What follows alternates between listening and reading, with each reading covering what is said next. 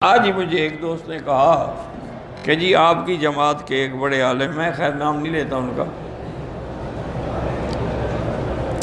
انہوں نے ایک بات فرمائی ہے کہ ایک گدھا تھا جس کا نام یافور تھا،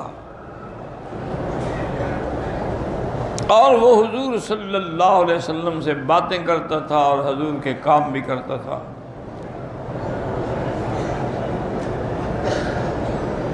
انہوں نے کہا کہ میں چونکہ وہ اتنے بڑے عالمی ہیں، اتنے بڑے بزرگ ہیں، اتنے بڑے خطیب ہیں، ان کی بات کو ٹھکرا نہیں سکتا،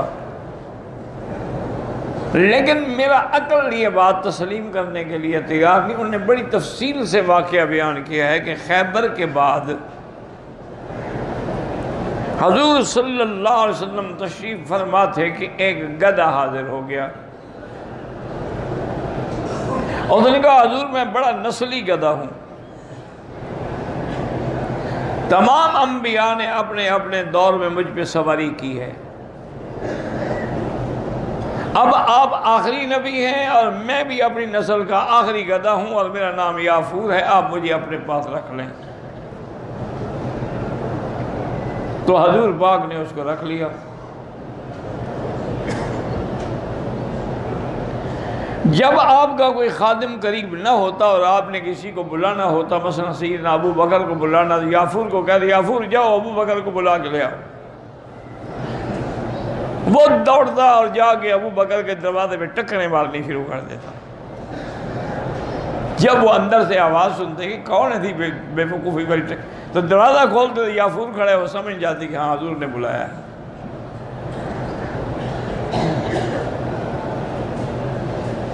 اب کیا کہے آدمی، اصل میں مولوی صاحب کو غلطی لگی ہے، انسان ہے نا، کچھ مولویوں کو شوق ہوتا ہے کہ میں نئی بات کہوں کہ لوگ سمجھیں کہ یار یہ بڑا عالم ہے، یہ بات آج تک کسی نے نہیں کہی۔ یہ نہیں سوچتے کہ جھوٹ ہو تو پھر کیا ہوگا،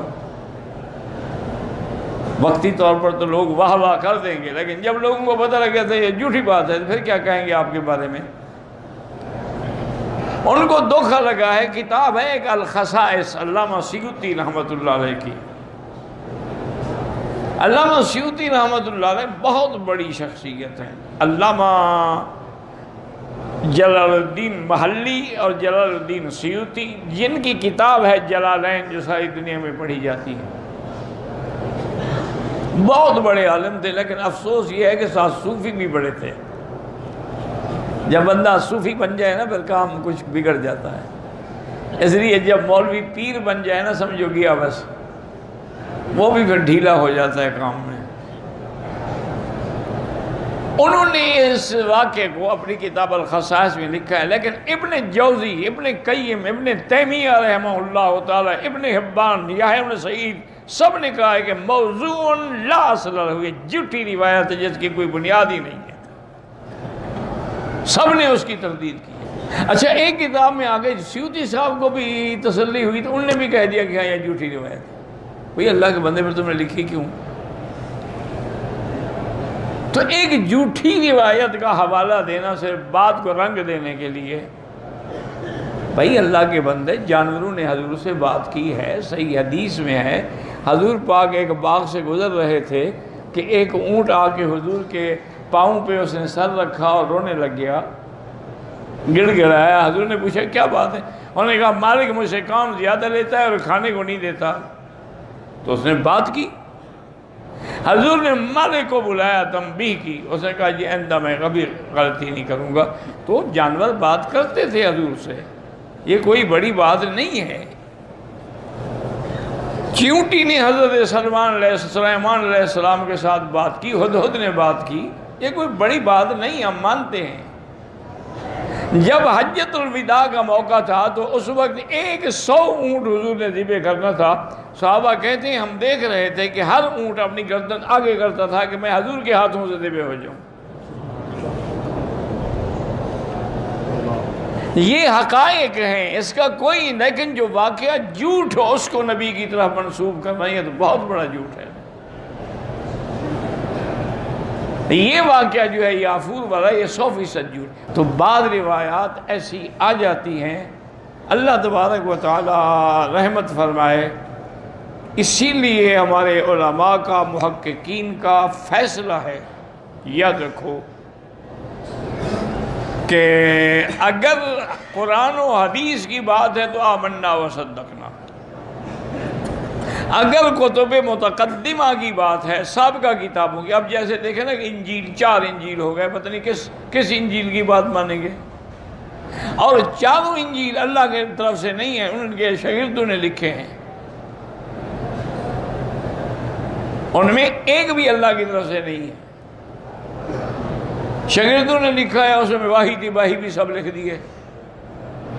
تو اس میں علماء کا فیصلہ یہ ہے کہ اگر کتب متقدمہ کی روایت قرآن و حدیث کے مطابق ہو لے لیں گے، قرآن و حدیث کے مخالف ہو چھوڑ دیں گے، اگر نہ مخالف ہے نہ موافق ہے تو ہم نقل کر دیں گے، لیکن لا نصدقہ ولا نکذبہ، نہ کہیں گے سچی ہے نہ کہیں گے جھوٹی ہے، صرف نقل کر دیں گے ہم۔ تو اس لیے ہمیشہ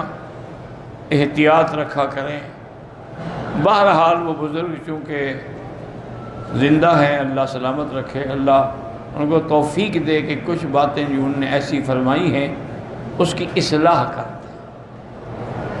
اصل مشکل یہ ہوتی ہے نا جی کہ جیسے دودھ ہے، بڑی طاقت والی چیز ہے نا جی، تو اس کا ہضم کرنا بھی تو آسان نہیں ہوتا نا، تو اسی طرح علم بھی بڑی طاقت والی چیز ہے،